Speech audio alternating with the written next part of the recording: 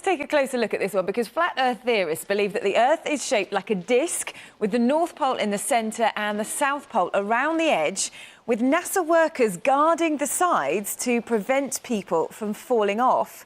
Now, some also claim that NASA fakes pictures of the globe in an effort to keep the truth from the public. The controversial American rapper B.O.B., he announced he was a flat earther on Twitter. He's now trying to raise $1 million to launch satellites to prove his theory. And the former England cricketer Freddie Flintoff thinks there could be a conspiracy. I am not coming out now saying I think the world is flat.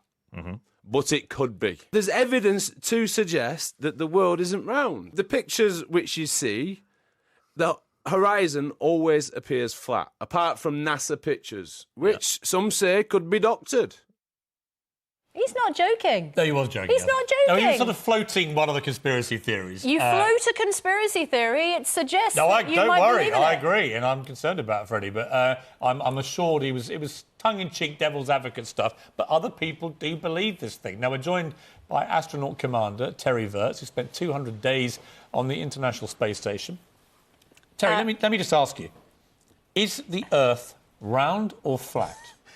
Well, that's an easier subject than Brexit or or marriage. It's round. How do we know? Except you work for NASA. And the point is that only NASA are saying that they have the proof. That's true. How do we know for sure? Well, so they put me on a space shuttle, and they hit the red button, and I launched into space, going eastbound at 17,000 miles an hour. And thankfully, I came back around to the other side. If the Earth were flat, I just would have kept on going. And I wouldn't be here today with you. Right. Despite all your extensive experience and the truth as seen by your own eyes, right. We want to introduce you to Mark Sargent in Seattle, because he says you're wrong. The world is flat. Mark, honestly? Honestly. And by the way, Freddie wasn't joking around. He's one of ours. Absolutely. And by the way, sorry, happy birthday in advance to Terry. Hi, Terry. I know you have a big one coming up. Yeah. I normally wouldn't say it, but it's a big one. All right, enough of the people-pleasing. For those of us, call me stupid, who think the Earth is not flat, but round. Sure. Mainly because lots of people have been in orbit around the round Earth. Tell me why you think the Earth is flat. I think the Earth is flat. The biggest reason is go to the beach with a high-powered HD camera and look off into the distance. About 10, 15 years ago, you could see ships go over the horizon, right? Now you can bring them back into frame. All you have to do is crank up the zoom. Technology has changed everything. And yes, as much as, look, Terry's one of my countrymen. I respect that. He's a commander of the United States military, which means he can keep secrets. What we're talking about here is very simple, like the graph, sorry. We're talking about all the world's a stage, and you're living basically in a big sound stage, and nobody figured it out until about 1956.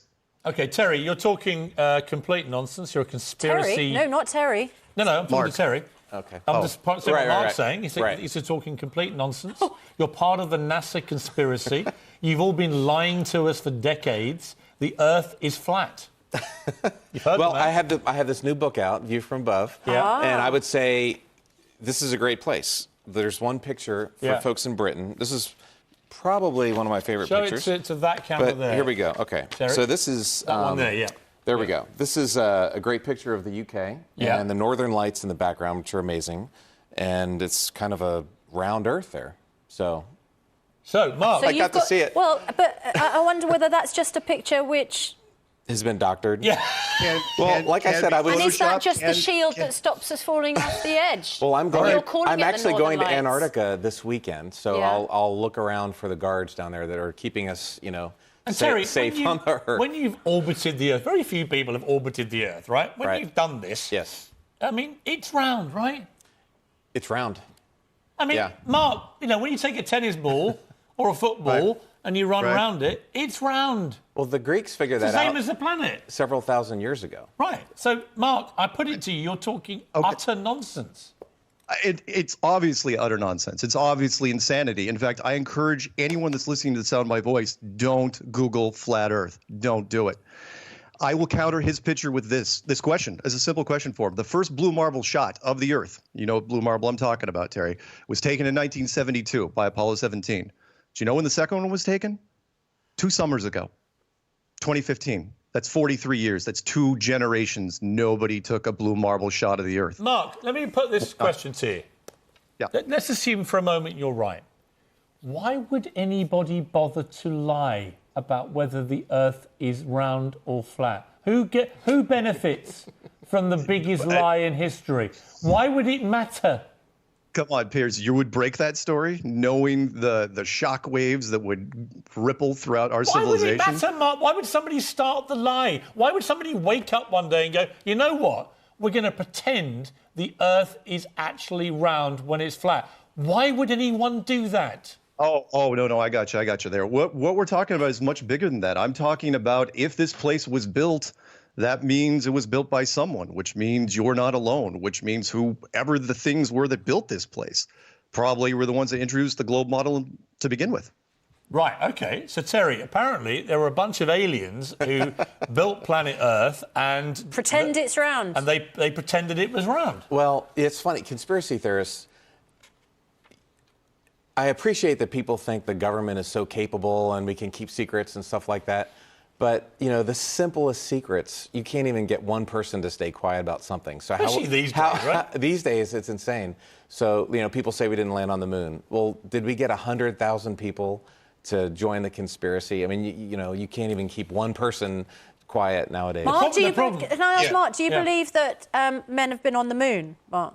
No, do not believe right. anything the Americans tell you about their space program at all. Wow. Right, but you're an and American, are you, or not?